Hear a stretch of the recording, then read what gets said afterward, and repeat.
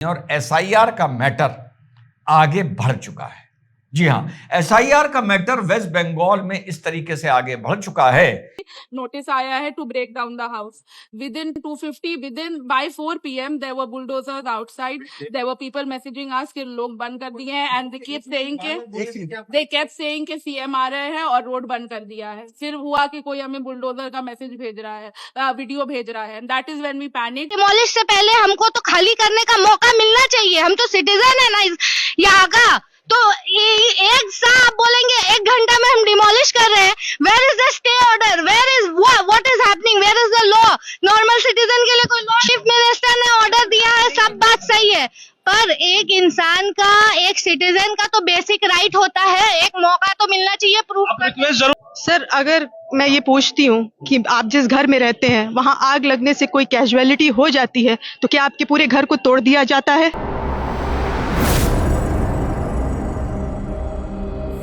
Hello, नमस्कार, सत श्री अकाल, अस्सलाम वालेकुम। कैसे हैं जनाब? तो आपने दोनों मोहतरमा को सुना जो शिकायत कर रही थी कि अगर आपके घर में आग लग जाए तो क्या अगले दिन उसे बुलडोजर लाकर गिरा दिया जाता है।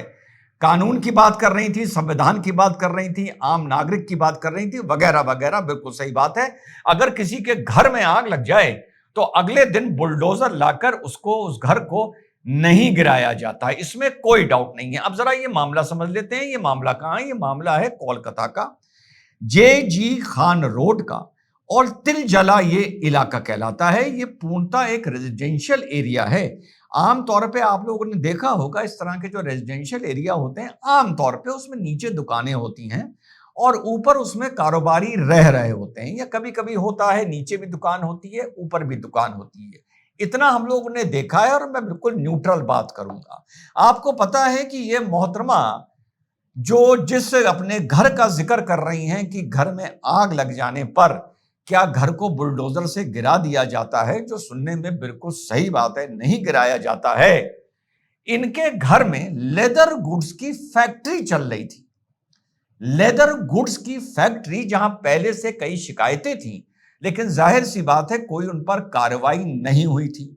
अब इस लेदर गुड फैक्ट्री में शॉर्ट सर्किट होने से आग लग जाती है और रास्ते इतने सकरे थे, कोई फायर फाइटिंग इक्विपमेंट नहीं था, कोई इलेक्ट्रिसिटी के नॉर्म्स नहीं फॉलो हुए थे, ओपन वायरिंग थी, वगैरह वगैरह, कि यहां पर 2 लोग जल के मर जाते हैं। ये बात है 12 तारीख की। 2 लोग जल के मर जाते हैं और 7-8 घायल हो जाते हैं और पूरे क्षेत्र में अफरा तफरी फैल जाती है। फिर से बता दूं, इस तरह के मकानों में या कहीं भी कभी कोई ऑफिस खुल जाता है, कभी कोई दुकान खुल जाती है, बिल्कुल सही बात है, इतना आप स्ट्रिक्ट नहीं हो सकते।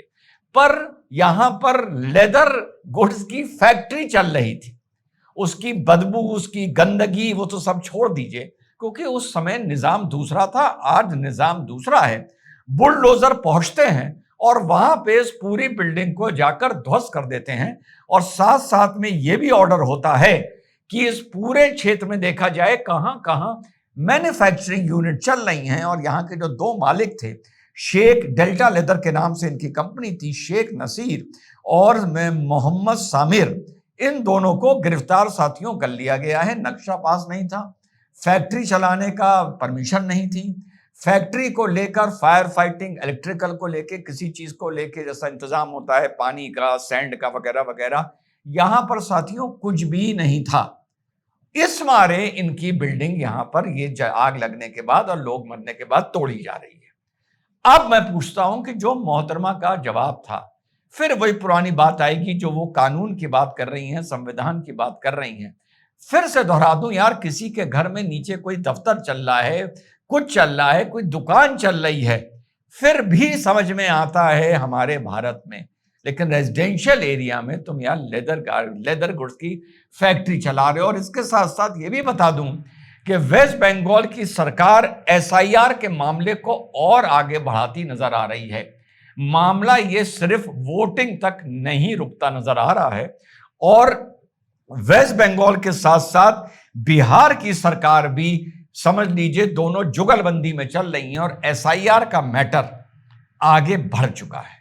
जी हां, एसआईआर का मैटर वेस्ट बंगाल में इस तरीके से आगे बढ़ चुका है कि शिवेंदु अधिकारी साहब का ऑर्डर आ गया है कि जो लोग फाइनली एसआईआर की लिस्ट से आउट करे गए हैं, डेटा बैंक को एसआईआर की लिस्ट के फाइनल वोटिंग लिस्ट के साथ क्लब किया जाएगा और जिनका नाम एसआईआर में वोटिंग से आउट हो गया है, कोई भी गवर्नमेंट स्कीम की बेनिफिट उन तक नहीं पहुंचना चाहिए और उनके राशन कार्ड में से नाम कटने चाहिए या पूरे पूरे परिवार के राशन कार्ड जो बना था वो पूरा कैंसिल होना चाहिए। हां, जो लगभग 30 लाख लोग अभी भी डिस्प्यूट में हैं, उन पर यह ऑर्डर लागू नहीं हो रहा है। शुरू में जो 60 लाख कटे थे डबल वोट को लेके या जो मर गए थे, उन पर लागू हो रहा है, जाहिर सी बात है। जो 11 लाख लोग गायब हो गए थे, जो मिले ही नहीं थे अपने पते पर, उन पर लागू हो गया है। और 1,20,00,000 में से जो पहले के 60 मैं आपको बता चुका, जो बाकी के 60 थे, जिसमें 30 अभी भी लिटिगेशन में हैं या डिस्प्यूट में हैं, जिनको एड्रेस किया जा रहा है, और 30 लाख फाइनली कट चुके थे। तो उन 30 लाख लोगों पर फिर से दोहरा दूं, हिंदू हो या मुस्लिम हो, उन पर यह चीज वेस्ट बंगाल गवर्नमेंट ने साथियों लागू कर दी है। इसके साथ साथ बिहार ने भी यही चीज लागू कर दी है। जिस तरह अभी फिलहाल पहले के 30 और बाद के 30 60 लाख लोग टोटल 91, 60 फाइनली कट चुके हैं, 30 वेस्ट बंगाल में डिस्प्यूट में हैं। तो जिस तरह वेस्ट बंगाल में 60 फाइनली कट चुके हैं, इसी तरह बिहार में भी एसआईआर के बाद 65 लाख लोग कटे थे, 65 लाख। उन 65 लाख पर भी ये चीज सम्राट चौधरी जी ने लागू कर दी है और वो एक स्टेप और फर्दर जा रहे हैं, एक स्टेप और फर्दर जा रहे हैं और वो ये कह रहे हैं कि इस तरह के जो लोग हैं जिनका नाम वोटिंग से फाइनली कटा है, उनके राशन कार्ड भी खत्म किए जा रहे हैं, प्रोसेस शुरू हो गया है।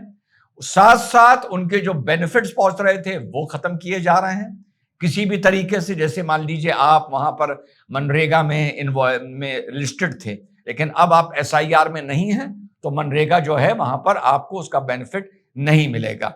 और इसके साथ साथ उन्होंने तो यह तक कह दिया है कि इन सबको चिन्हित करके इनके जो बैंक के खाते हैं वो भी बंद किए जाएंगे।